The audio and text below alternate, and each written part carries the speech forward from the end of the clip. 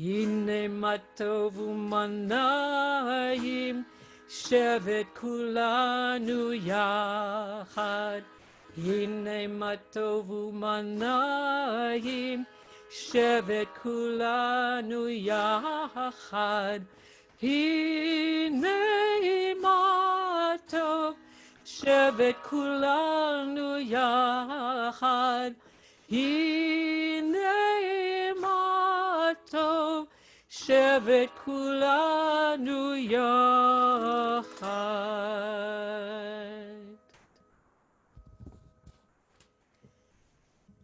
Good morning, everybody. Are we back to a full screen, Jason? Yes.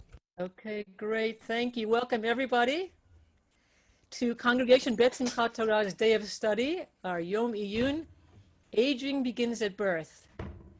At CBST, we believe that aging is not only better than the alternative, but there are so many ways to learn and grow and thrive at every age, and even during a pandemic. I'm Judy Ribnick, CBST's Consulting Director of Aging Initiatives, and I'm delighted to be the MC, I guess, for the day. We have a really rich half day in store for all of us. The day was dreamed up and planned by two dedicated board members and the co-chairs of the Task Force on Aging, Dr. Rosanne Leipzig. If you're around, Rosanne, say hello. And Kenneth Karpel. Kenneth, say hello too so we can see where you are. This was originally scheduled for March of this year, but then, well, a pandemic happened. But Rosanne and Kenneth have thoughtfully reconstructed this program for a Zoom format. Thank you both for your vision and hard work on not only one, but two conferences. We'll hear from Kenneth and Rosanne in the opening session in just a few minutes. The activities of an organization stem from the vision of its leadership and then the actions they take to make those visions manifest. Thanks to CBST's board president, Greg Passon, and to the board of directors for your support in convening this day. Thanks also to Yolanda Podosinsky, CBST's executive director, and the entire CBST staff, clergy and davening leadership, and the Cooperberg Master Rabbinical interns. You are true collaborators, willing and able at every turn. And gratitude to Senior Rabbi Sharon Kleinbaum and Assistant Rabbi Yael Rapport, who believe indeed, Hinei matov u'mana'im, that it is truly good for people of all ages to dwell together. They shine the light for us today and throughout the year. Thanks to all who supported this Yom Iyyun. You'll find these names on one of the rotating slides. And if you've looked at today's program that accompanied the email, you've seen the team of talented presenters respected in their fields who are devoting their time and sharing their knowledge with us this morning. We are most appreciative.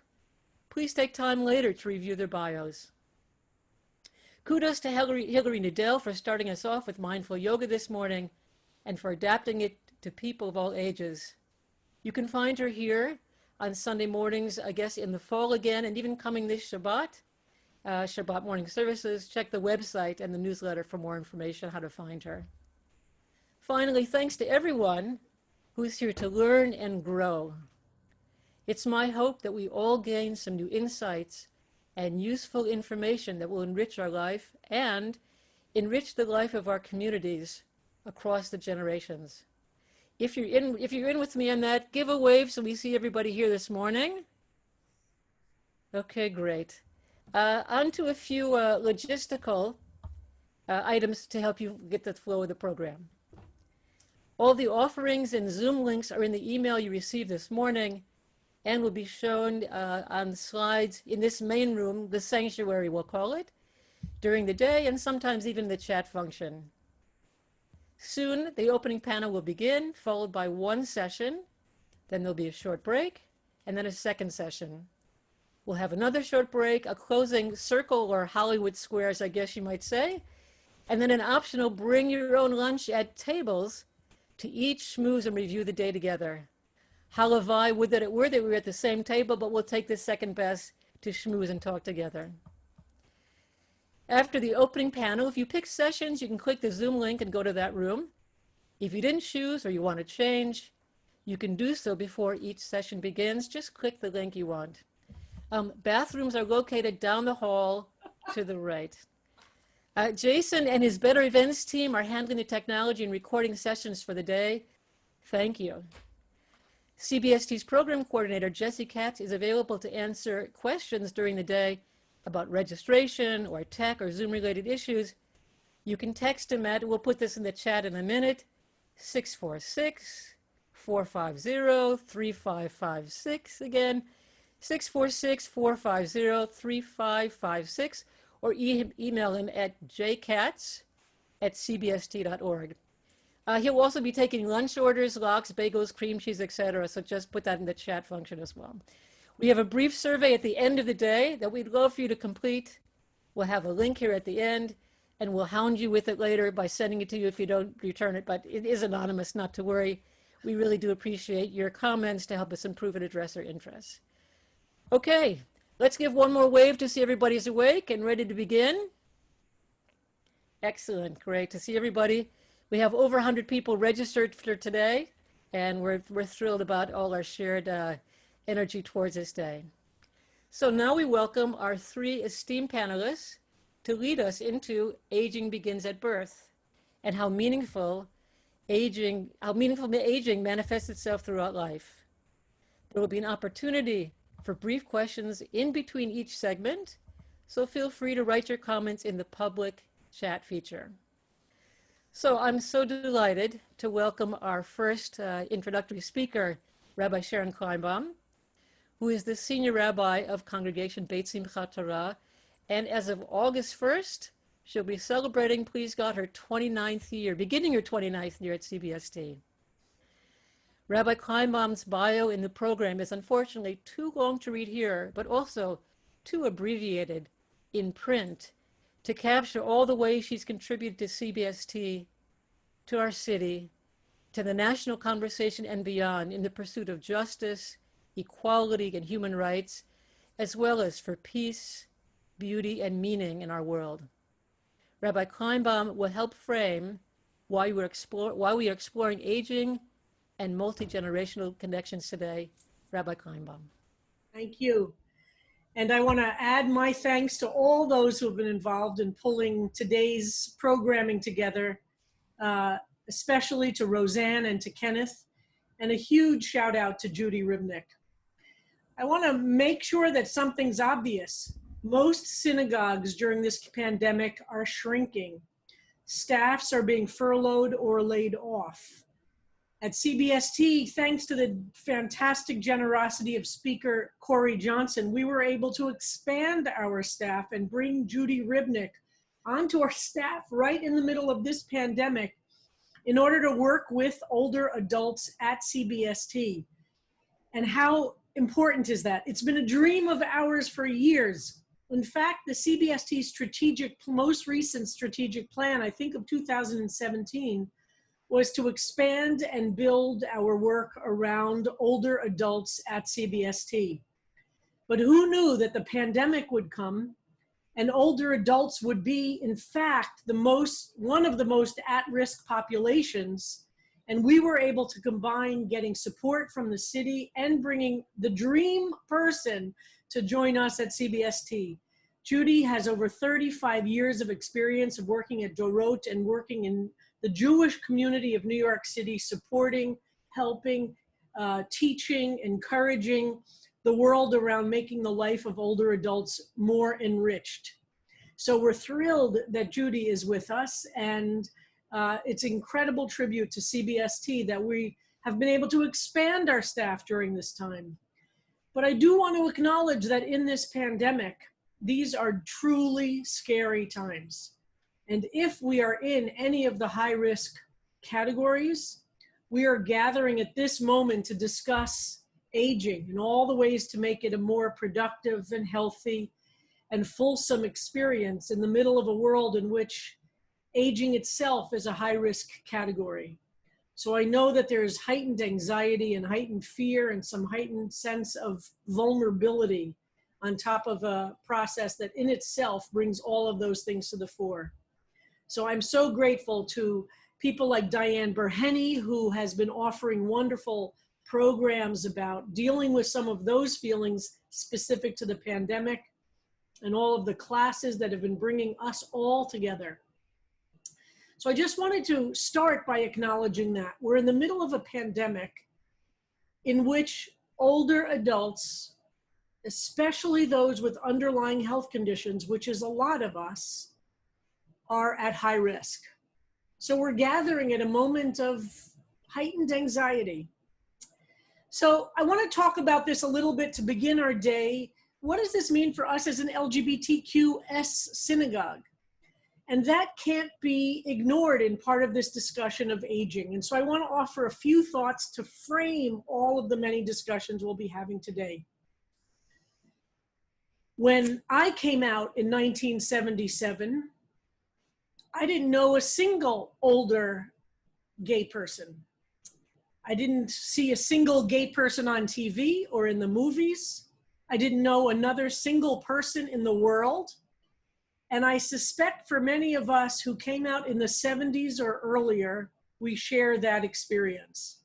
The idea that there would be an older LGBT community is inconceivable.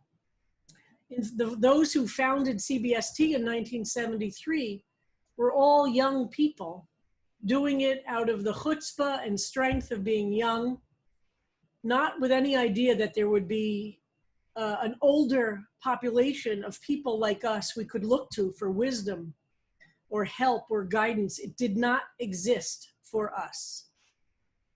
Nachum Niv, who I think is with us today, he and I have discussed in Jerusalem in the late 60s, there were 4, I think, Nachum, you'll correct me, I think there were 4 gay people that were visible.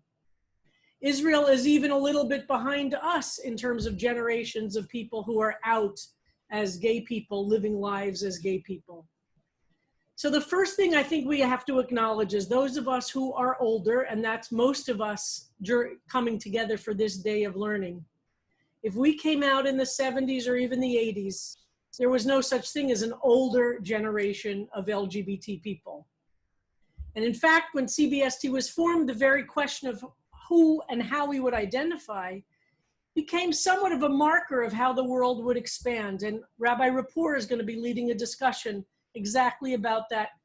Words for our identities and how they've shifted. In the 1970s, it was bold and chutzpahdik, and it took a lot of courage to use the word lesbian.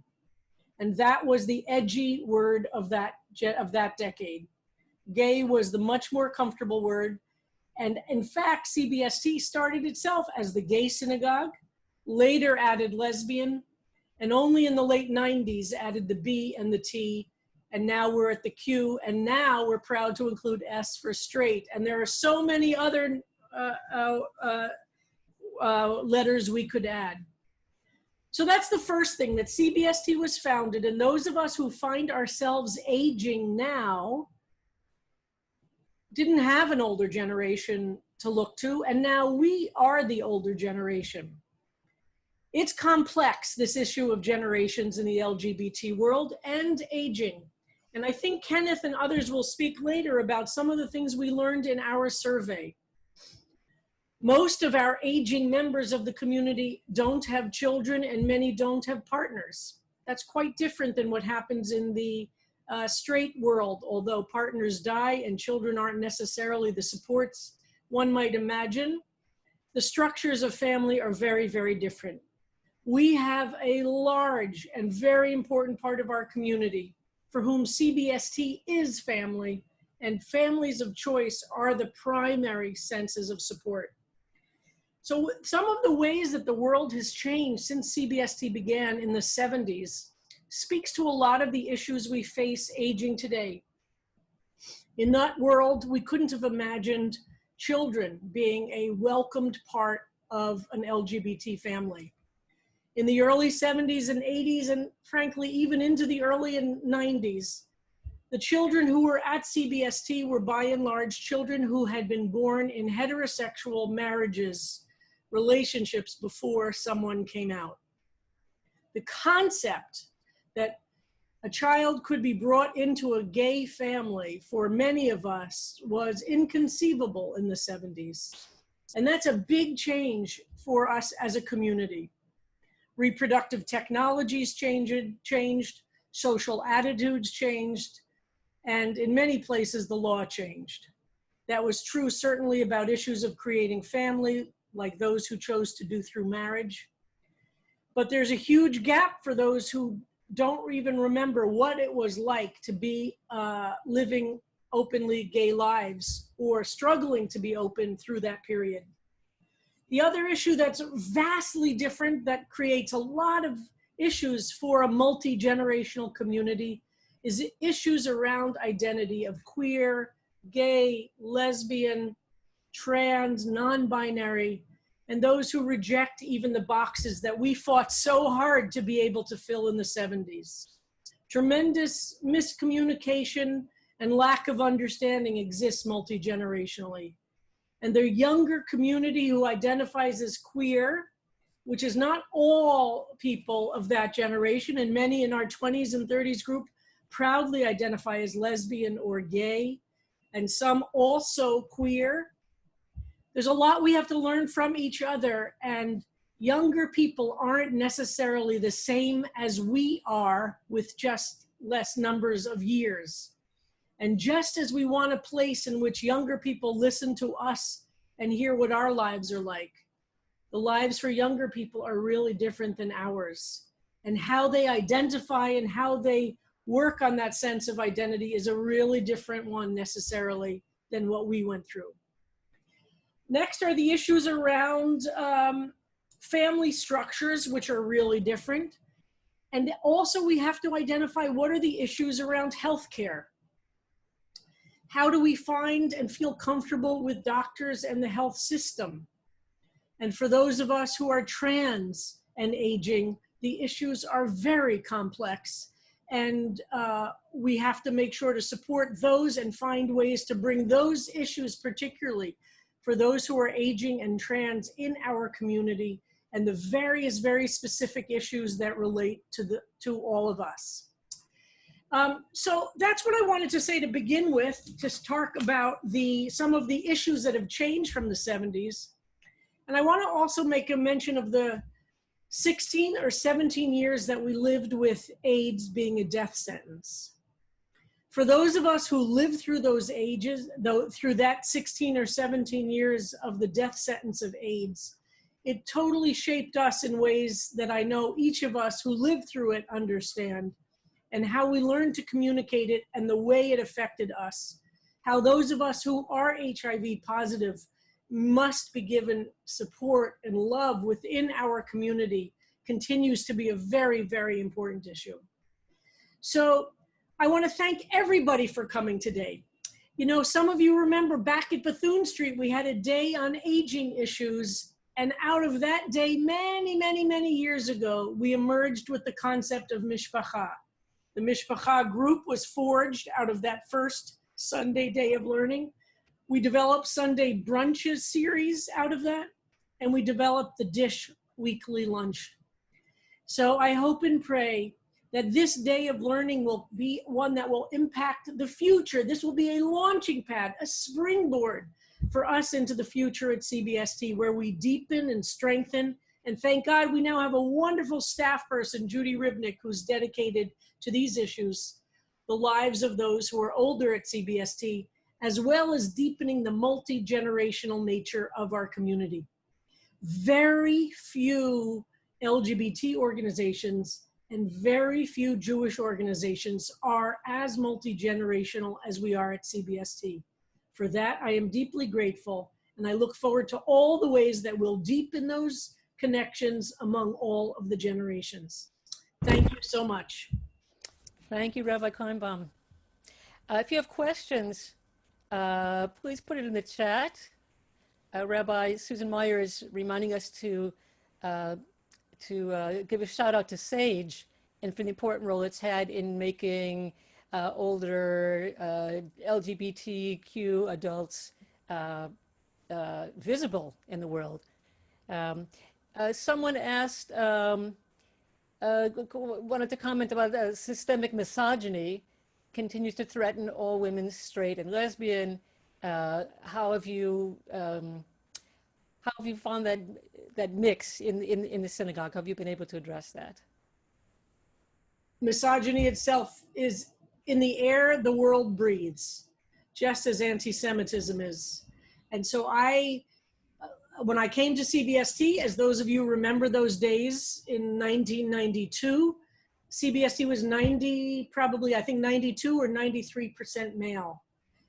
So the mixture of CBST has changed tremendously, and the language at CBST has changed tremendously. So I've seen some great movement in that at CBST. Thank you.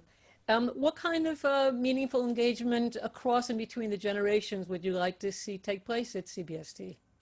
Well, I look forward to bringing together those, maybe a subset of from today and a subset from our Alenu group.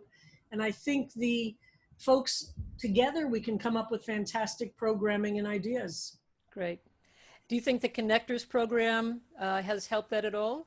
I think the Connectors program, from the impact I've heard, and has been very, very important. But I just want to see more and more and more. I think there's a way that we don't know each other well enough, and it's not easy over Zoom, but hearing each other's stories is really important. And there's also a large number of younger queer folks who don't feel comfortable joining any synagogue. And I think it would be really interesting to bring them in to have a conversation with them too. Great. Not just those who are already members of CBST. Someone asked for clarification about the Connectors program. I'm sorry I didn't mention that. Do you want to say a word about what that is?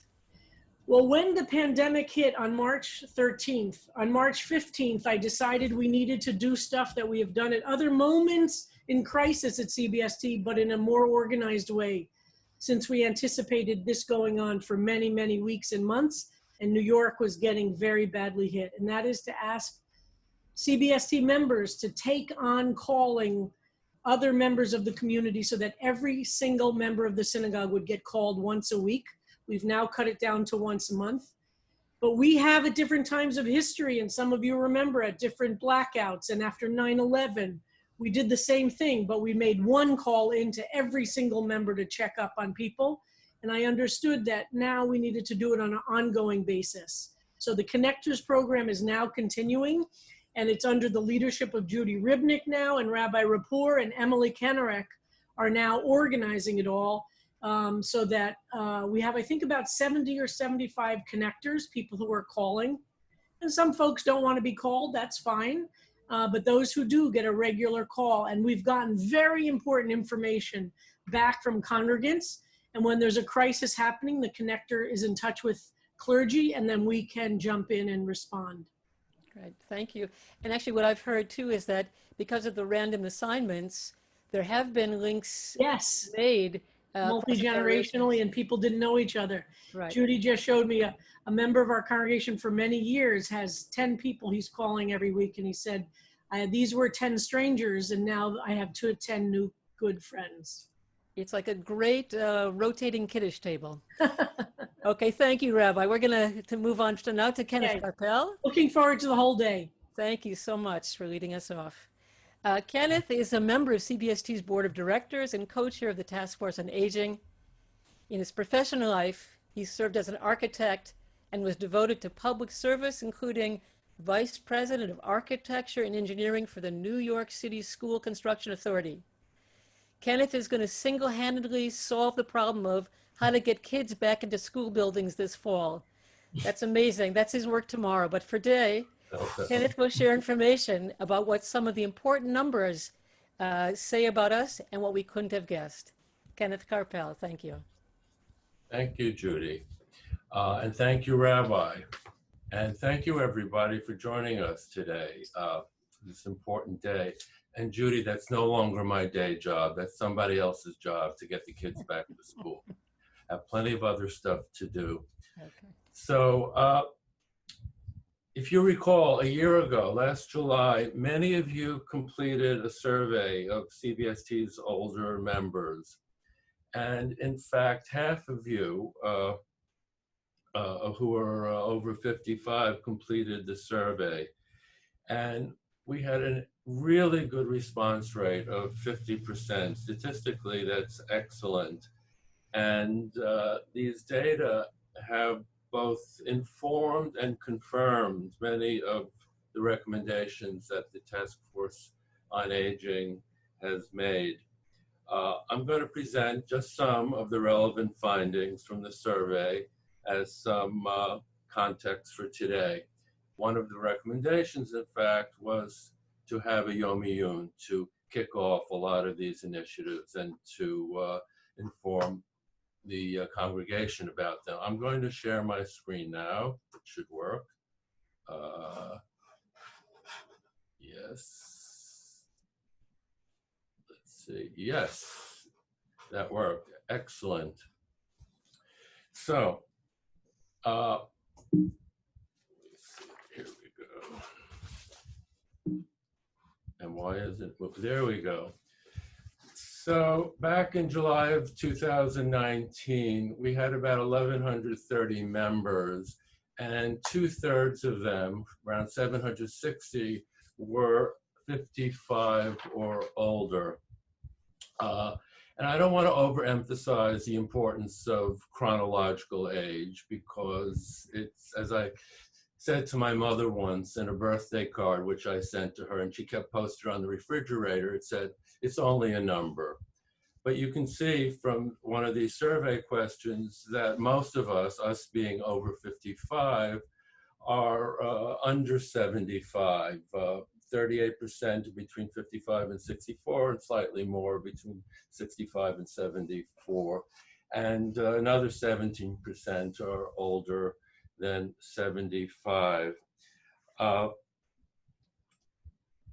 new members are actually skewing younger than this breakdown.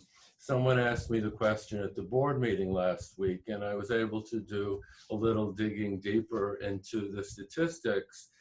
And in the year before the survey was taken, we had 120 new members come into the congregation, and our survey told us that only about 40 of those were over 55. So I would say less than half of the people who have been coming in as new members are over 55, as opposed to the 2/3 that was the size of the cohort back in 2019. And incidentally, we now have 1,250 members as of this week. We are still growing. Where we live was somewhat more important before the pandemic, and will also become important when we come back to our new home. It was important to note that most of us do live in the city, almost 80%, mostly in Manhattan, but a significant percentage of our membership are in the outer boroughs or in the greater metro area, or not even in the metro area, making it difficult or impossible to come to programs. So this led to recommendations that our scheduling for programs be attached to Shabbat services, either Friday or Saturday when people were already in the building. Less important right now, it will become important again, but another of our recommendations, and this was half a year ago, was to increase live streaming and Zooming opportunities. And well, necessity has become the mother of invention, and we are there. And the skills we have learned with this are going to serve us well, even when we're back in our new home, because there will always be people for whom it will be very difficult to get to a physical location. Another factor that we were looking at in terms of scheduling was who is working and who is not. And of those of us over 55, most of us were still working full or part-time, almost 60%. There will probably have been, anecdotally, more retirements since the pandemic, desired or not. And this is still an important factor to consider in terms of scheduling. Daytimes are not the best for people who are working. And by all appearances, in terms of the previous slide, many of our new members, or at least congregants, come from all over the world and parts of the United States, which is another silver lining to be able to contact with folks electronically.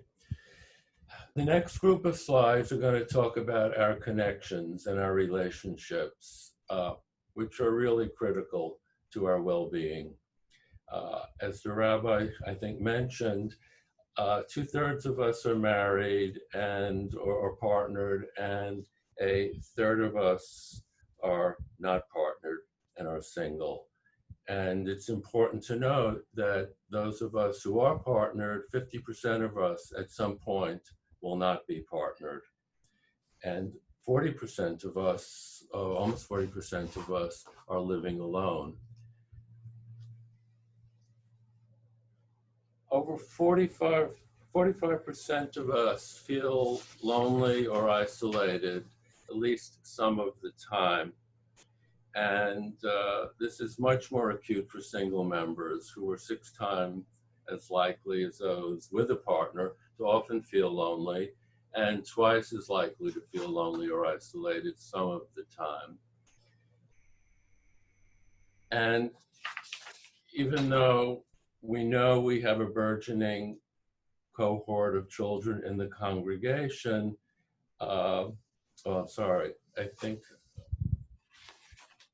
we skipped the slide here. There we go. Sorry about that. 62% do not have children in the congregation. And many of us are going to be solo agers, which is a term to be explained later on during the day in one of the programs. That is, we're going to be aging without partners or without adult children. And many of the task force recommendations were focused on increasing community and fostering connection, and the notion that smaller groups would be a good forum for this to happen, and also particularly targeting this cohort of, quote, solo agers. And later on, we're going to look at this model of community as family with Judy and Wendell Kornfeld. 25% of us are lucky enough to still have one or both of our parents alive. And just anecdotally, by my own observations, since the pandemic, it seems that many of us are losing parents, and a lot of this generation have been dying.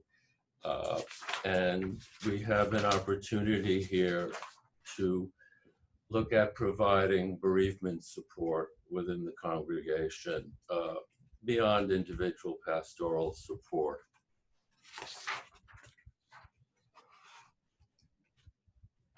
And caregiving, we know, is a very important issue and role as we age. And about 80 members of our congregation now serve as primary caregivers to someone who is living with an illness or disability. And this is also an opportunity for us as a synagogue to support those who are both giving and receiving care. And as you can see by the numbers, that about 500 of us, which is good, see that there might be somebody available to be their primary caregiver, but a significant portion do not know who this person would be, or if there is anybody. End-of-life issues, something most of us don't always want to talk about, but these are really important for everybody, regardless of your age. You need to have somebody you trust to make healthcare decisions for you when you're not able to do so yourself. And you can see by the numbers that even though the majority of us have a healthcare proxy or an advanced care directive or a will, there are significant numbers that do not have these forms and these relationships in place. And this is the lack of these documents and relationships are more prevalent for our single members. And later on today, there's an opportunity to learn more about healthcare proxies and completing an advanced care directive with Nancy Weiner, who's going to be introducing What Matters, Caring Conversations About the End of Life to us. This is an initiative of the Jewish community in New York City to provide us with the tools we need to make these important decisions. So, health. We asked everyone who took the survey, what was the biggest challenge you face as you grow older? The most frequent answer was health. And I would venture to say that health, which is comprises either maintaining your health or declining health. But health probably is much broader than that, we know, and maintaining a level of activity, physical capabilities, and mental and neurological concerns all fall within the larger term of health. And I would also venture to say that the second most frequent answer was connection, had to do with connection, either being lonely or fear of social isolation, and maintaining social connections, which are really all part of health in the fuller sense of the word.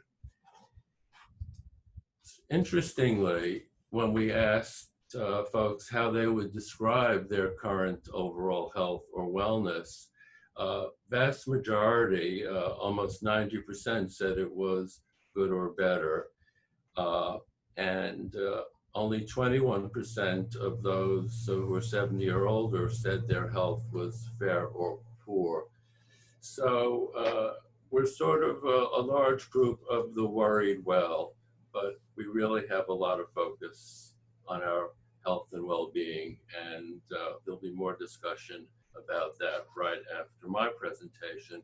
One more statistic, which is probably the most important one, and was not from the survey, is that we're all aging, whatever our ages. So thank you, and if there are any questions, I would be happy to answer them if I can. And I will unshare my screen. Hi, Ken. Thank you so much, Kenneth. Yeah. One question for you are there any questions you wish we would have asked on this survey? Or if we do a follow-up survey, something else you would ask? Well, I think what's changed for me between then and now is that I would not have limited the survey to those of us who are 55 or older. I think we see these issues really apply to everybody.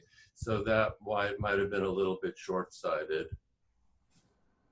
Thank you. And Ira asked, there was an idea at one point to try and kind of pair older congregants with families that have kids, big brothers or uncles and aunts or something. Do you know if there's any movement towards creating something like that? I'll say something about that. Yes, thank you, Rabbi.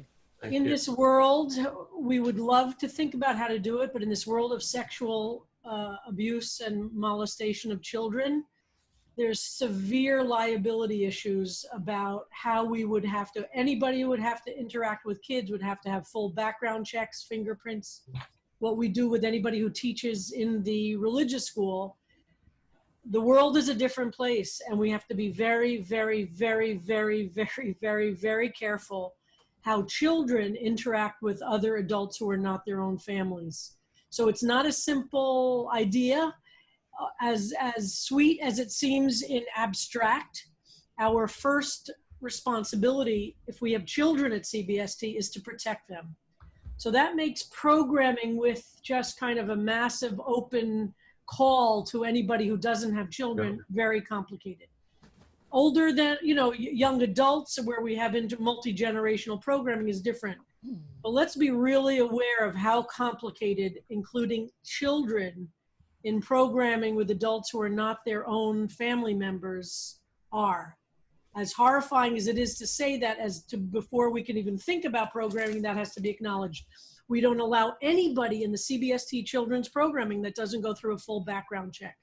CBST is morally and legally responsible for every child who walks through our doors, and we take that very, very seriously. Thank you. Yes, sad but true, as Glenn said.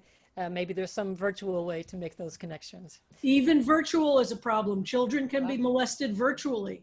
Yep. There's a whole world of terrible things happening to kids even over the internet. Mm-hmm.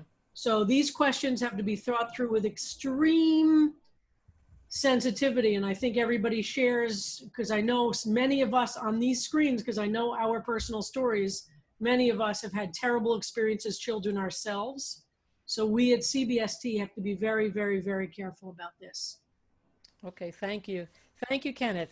We're You're going to go welcome. to our, thank you so much. We're going to go to our next speaker, Dr. Rosanne Leipzig, who's a geriatrician, professor and vice chair for education for the Brookdale Department of Geriatrics and Palliative Care at the Mount Sinai School of Medicine.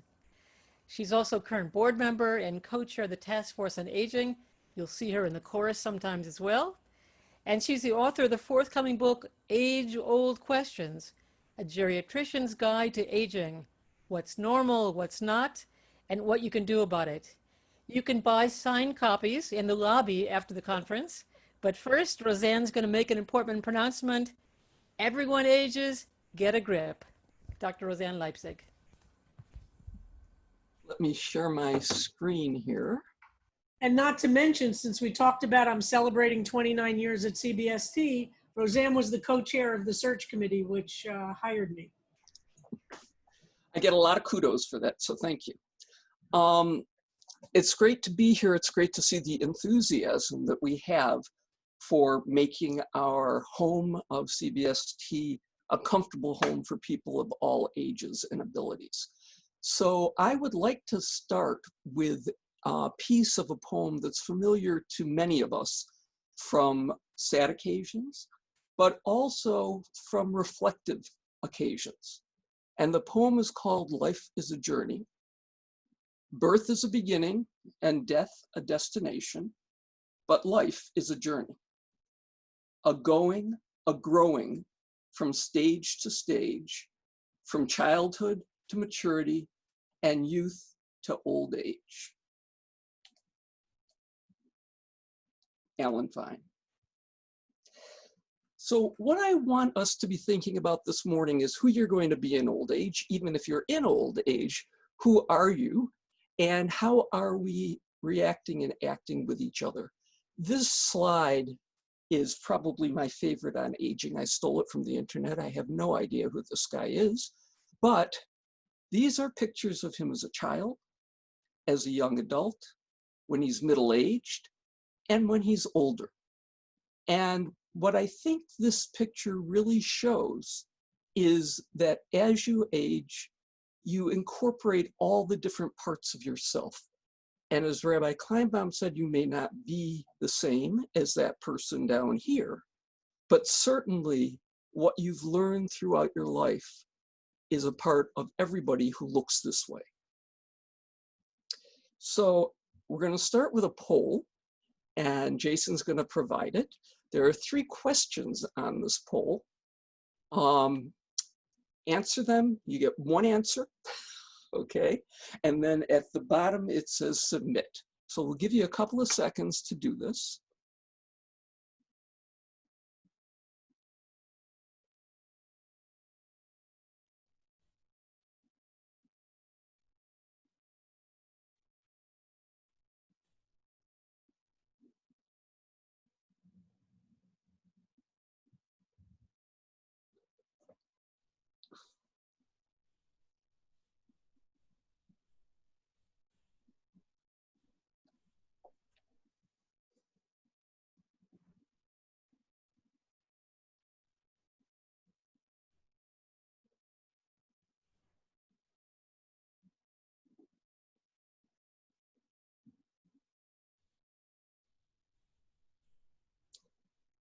Okay, we've got 65%. Let's see if we can make it 100 or close to that.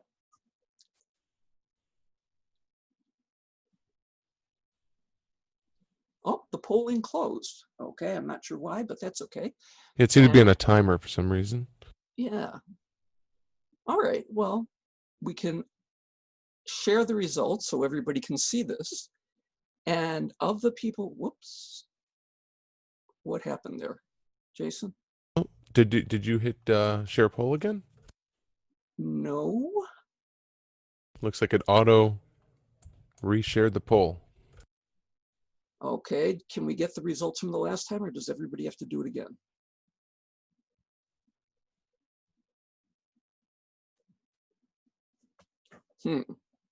Well, what I did notice the last time was that we had very few, less than 30 or 30 to 44. I would ask everybody to redo the poll just so that we can have all the answers and take a look at it together. I know it's a pain because you've done it already once, but it's really helpful to have us know who all is here and what we think. That's great. So we've got about 40% now. Hopefully we can get 46%. Over half. Fantastic.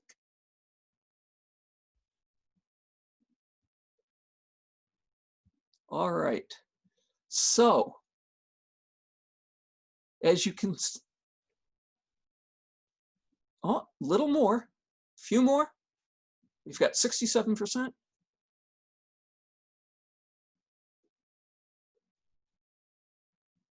All right. So, should I share the results, Jason? Is that my job? Sure, yeah. Okay. So you can see that we have very few people who are less than 45. Vast majority are between 60 and 74. And then we have another 16% who are over 75. What age do you expect to live to?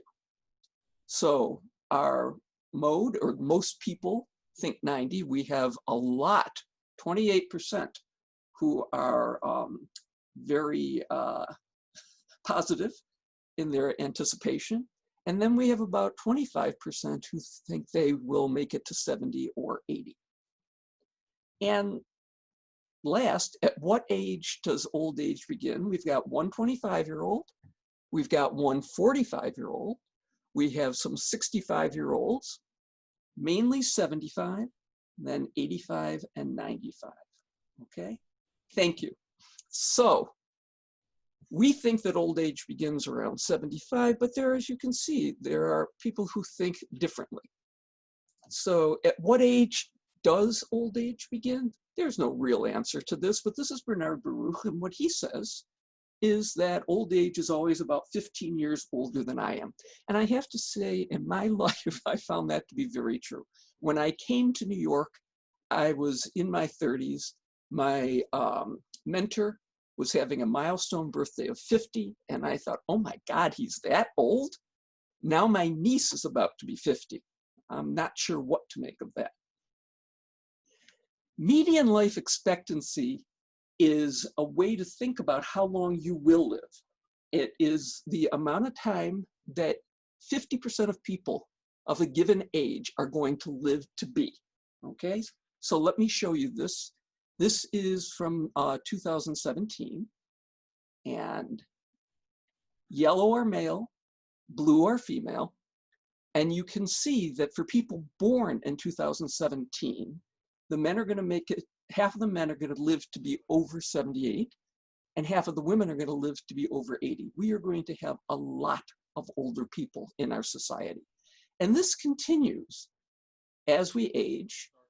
When we get to 65, the men, half of the men will make it to 82 or more, and half of the women will make it to 84 or more. As you can see, women live longer than men until you're about 85. And both men and women are going to live about 7 more years at that point as a median, which means half of the people who make it to 85 are going to make it to 92 or more. And half of the people who make it to 100 will make it to 102.3 or more. So take home message, the longer you live, the longer you're going to live. Now that's not for everybody in this country, unfortunately. As you can see here, this is from 1970 to 2010, these 40 years. And during that time, there was an increase in white life expectancy of about 6 years and in Black life expectancy of about 9 years. But there's still an unacceptable gap between Black and white life expectancy in this country. So what you can see from that slide is that old age is actually new.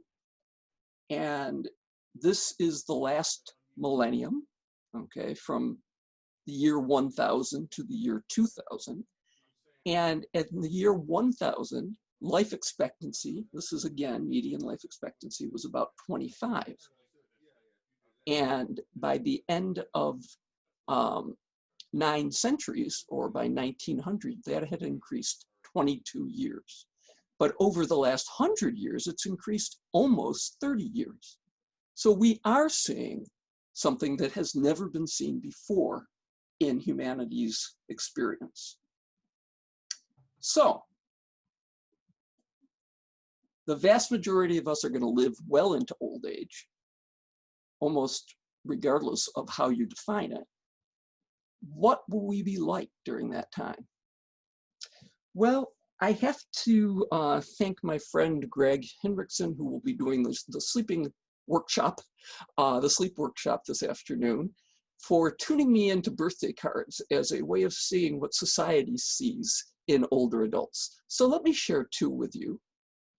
The first, at your age, dance like you still got rhythm. Love like you still got a sex drive. Smile like you still got real teeth. Laugh like you've still got a sense of humor. Party like you've still got energy. Happy birthday. And this person, maybe my eyes are strange and seeing things, but if she's over 45, I'd be surprised, okay? Second one, top 25 ways to tell you're getting older. 25, you think libido is an Italian pasta. 23, you wake up with that awful morning after feeling and you didn't do anything the night before. 21, and if you're not older, you will not understand this, you start complaining that they're building car seats too darn low. 18, your pharmacist calls you by your first name. 17, your sweetie says, want a neck, and hands you a piece of chicken. What are we looking at here? It's called ageism. And ageism is discrimination based on prejudices about age, and it's everywhere. It's another ism. It's like racism or sexism. It can be explicit, as what we just saw in the birthday cards, or implicit.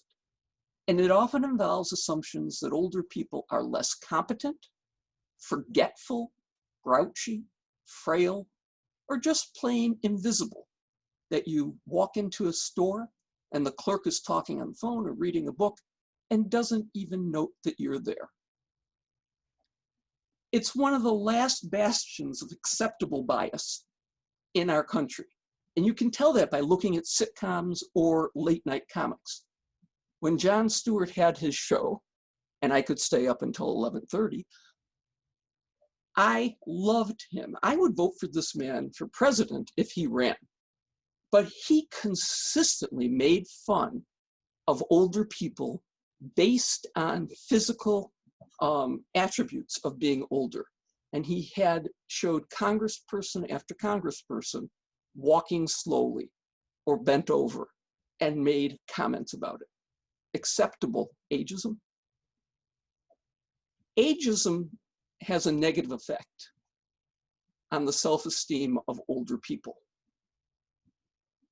It impacts your ability to do things. So there have been studies, brilliant studies done by Becca Levy, who's at Yale, where she had older people randomized into 2 groups sitting in front of screens. One screen had subliminal messages that were positive about aging. The other had subliminal messages that were negative about aging. And then she had them either do a memory test or a hearing test. And people who got negative images of aging did worse on their hearing test and their memory test. We take that with us. And we take it into our willingness to try new things as well. So the irony is that if we're lucky, we're all going to be older people someday.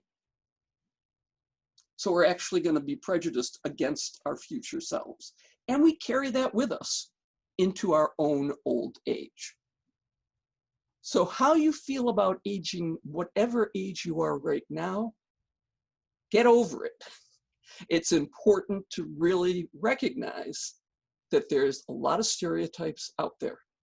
So let's do a few reality checks, okay? And Jason, you want to give me a poll here? There are 4 questions on this poll. We will not make you do it twice. Just answer first thing that comes to your mind.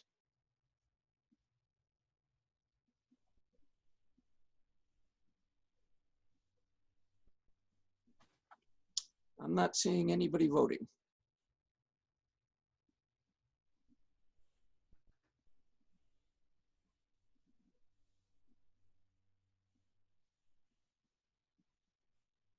All right, thank you for starting.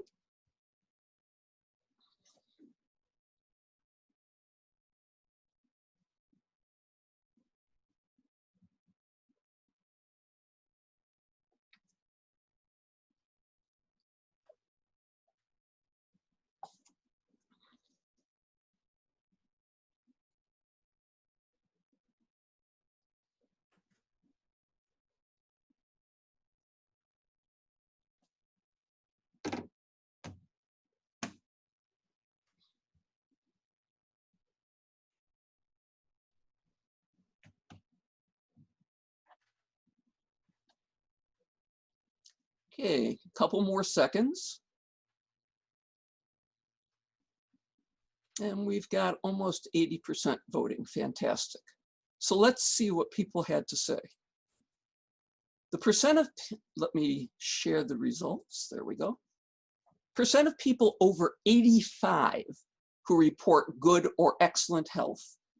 And we have the most answers, about 50%. And second, 30%. How about the percent of people over 65 who have significant limitations in hearing, vision, mobility, communication, cognition, or self-care? We have a tie among 30 to 50%. How about the percent of people over 85 who live in nursing homes? It's pretty even across the board. The max is 30%, but we have essentially the same from 10 to 40%. And how about the percent of people who are 85 and over who are living with dementia? And we have 20%, but it really spans from 10 to 40%, right? 2020, 2020. So, what's the reality? There we go.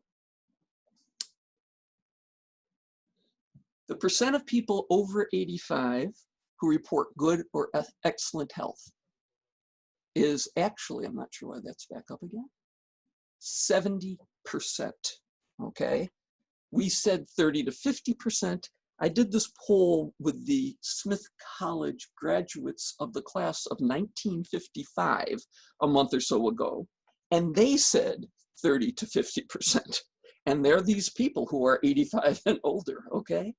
This is what Ken showed you from our poll where we said good or excellent health, and where we were somewhere around 90%, I believe, at this point in time for our age. But what's really important is to recognize how accurate this is. When somebody says they're in poor or fair health, they are in poor or fair health. And when they say they're in good to excellent health, they really are in good or excellent health.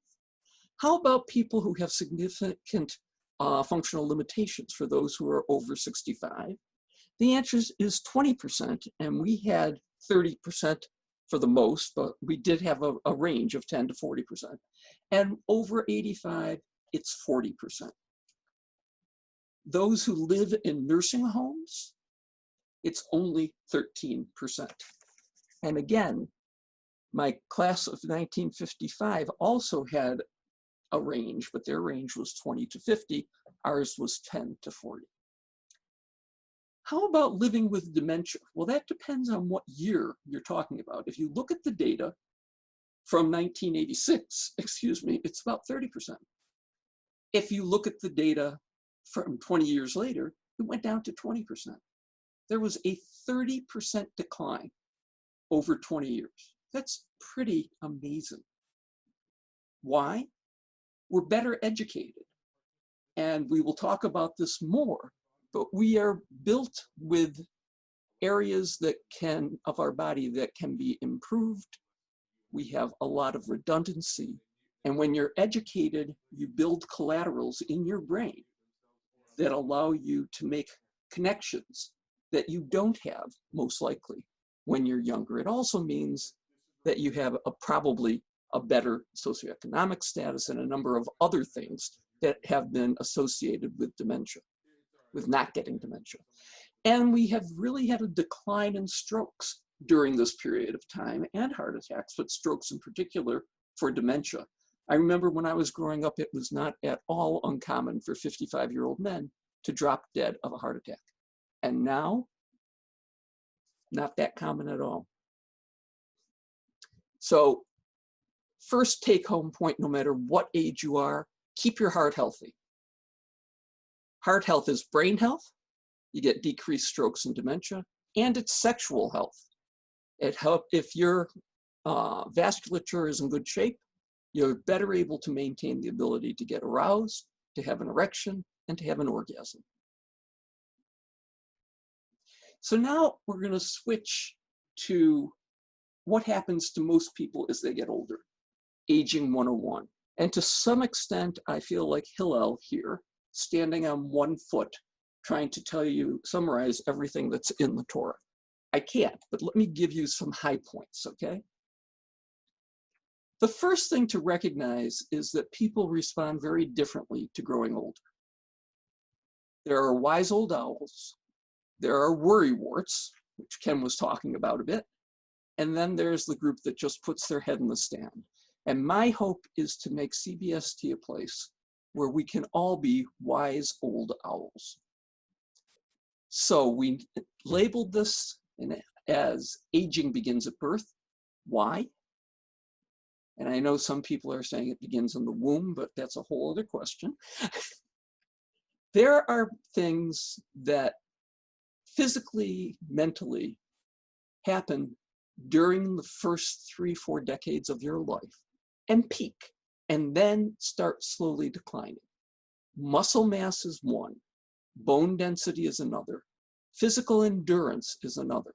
And these are 3 of the areas where if you build them up, you will have more reserve when you get older. The ability to find words, to learn a list of unrelated words, or to do calculations in your mind. I was a whiz in my 30s. Now, not so much.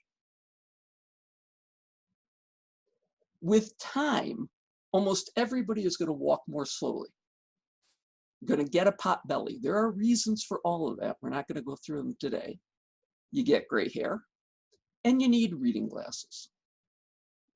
But aging is not all downhill. And the truth is, emotionally, most people do much better as they get older. They're less insecure. They say and do what they want. They're more likely to see the big picture and get less caught up in all the little weeds. They recognize that time is limited, so they have a greater focus on the present and what's really important. and you have more emotional control. It doesn't mean that you don't get angry, that you don't have intense negative emotions. You just don't have them as often. And there's an increase in wisdom, which includes a store of coping mechanisms and problem-solving strategies that you've developed throughout the course of your life. So let me show you another birthday card. There are 3 signs of old age: loss of memory. Now, where did I put my damn glasses? And I forget the other 2. Happy birthday. Everybody seems to get concerned about their memory. It's probably the most common thing I am asked about. So let me put this off the table right at the beginning. If you're able to recall something, even if you need a cue or pick it out from a list of possibilities, you have stored that information, okay? That's a senior moment. It's a problem with recalling what you have stored.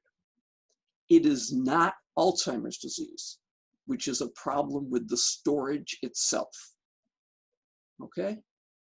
And sometimes all of us don't store some things that we think we should have stored, all right? We're distracted, lots of things are happening. It's not Alzheimer's. So what does happen to your mind and your memory as you get older? There are things that are totally normal. It's going to take more effort to learn new things. You're going to have to pay more attention, repeat things over and over again more, and develop strategies. You're going to be less able to multitask. I mean, my personal belief is that nobody is really able to multitask, but as you get older, it's harder. And it's harder to process certain things. Your reaction times are slower, which affects typing speeds, it affects driving. You have a poorer performance when you work under time pressure, and it's harder to manipulate information in the brain. So calculating the tip in a restaurant, balancing a checkbook, or figuring out the route to get from one place to another can be harder, and we are very lucky. We live in an age of assistive devices, whether it be a calculator, an app, or a GPS to help us with all these things. The good news? We don't lose all our cognitive functions with normal aging. And when you learn something new and you can remember it, you don't forget it any faster than when you were younger. Your attention span, your ability to maintain attention, comprehend language, use language, and your vocabulary do not decline in normal aging. A couple of memory tips. Do one thing at a time and give yourself enough time, and you can overcome many of the cognitive changes of aging. The better your hearing and vision, the better your memory, because you've got to get it in and store it. If you don't hear it or see it, that's not going to happen. So use hearing aids. I've had mine for years. Not only do they help with hearing, they help with cognitive load. I'm not as exhausted as I was and trying to hear everything. And they also seem to help with balance and possibly prevent dementia. See your eye care specialist regularly. Most eye disease is silent until you've lost significant vision. Get yourself checked for macular degeneration, for glaucoma, all of those things regularly. So I'm going to switch and spend a few minutes telling you about 3 of my patients. This is Rose, Letitia, and Nancy. Rose, not really Rose, it's an internet picture, but she really looks this way, is 90. She considers her health excellent. She has new hypertension, and she probably will make it to 100. Letitia is only 78. She's had diabetes for a long time, and it's affected her vision, and she has COPD, and now she's got rheumatoid arthritis on top of it. She's got pain, difficulty using her hands, she's depressed, and she's scared. And then there's Nancy, who also just turned 90, is living with mild dementia, and also has lung problems. She lives alone. She has a very strong social network, but her closest relative lives in New Hampshire, not a nursing home. And she's had a 10-pound weight loss. decreased exercise tolerance. She can't do as much as she used to do. She can't walk as well, and she's not sure what medication she's taking or should be taking. The bottom line, and the reason I show you this, is that the heterogeneity, the differences among older people are far greater than that you will see with any other age group. And to the extent that we started to stratify older people into those who are fit, who have age-related changes, but otherwise are very similar to younger people in terms of their medical conditions and treatments, those who are vulnerable, who are on the balance, and those who are already frail. So what do I mean by this? This is a cartoon talking about physiologic reserve, and this is the major concept in developing frailty. So this is a young child, okay, who is using some of his physiologic reserves to be able to get through the day and do what he needs to do. But if, God forbid, anything should happen, an illness, an injury, he has lots of physiologic reserves available to be able to get better and get back to where he was. As you age, for reasons that have to do with aging, with medications, with medical conditions, okay, you start using up more and more of your physical reserves just to make it through the day. And so what you have left is much less. And so if you are at this point, and there is a stressor like there was back here, it doesn't take a whole lot to push you over into an adverse outcome, to have hospitalization or death. So loss of physiologic reserve is a key concept in what happens with aging. That's what happens to the aging body. The aging soul is a bit different. Yes, there are lots of losses, as we've just seen. You lose people from your life, you lose the ability to do certain things, and you lose environments. You may retire, you may move. The question becomes, how do you adapt to this? How do you find meaning in your life? And as Rabbi Kleinbaum would say, how do you continue to cultivate gratitude? Well, Niebuhr and the Serenity Prayer are as appropriate here as they are in any 12-step group. Accept the things you can't change, because there are things you won't be able to change. Change the things you can, because there are things you can change if you let yourself, and have the wisdom to know the difference. So I'm going to end with 7 lifelong practices, it doesn't matter how old you are, that can help you have a better old age. The first is resist ageism, whatever age you are. Never be afraid to say how old you are.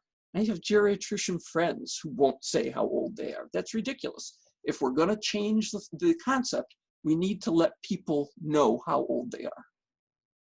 Other people are. Right size your expectations. You have expectations for what you're able to do, but they may not be the same as what you're able to do right now. The Boston Marathon has people who win who are in their 20s, and they have people who win who are in their 80s. The 80-year-olds take twice as long as the 20-year-olds, but they win.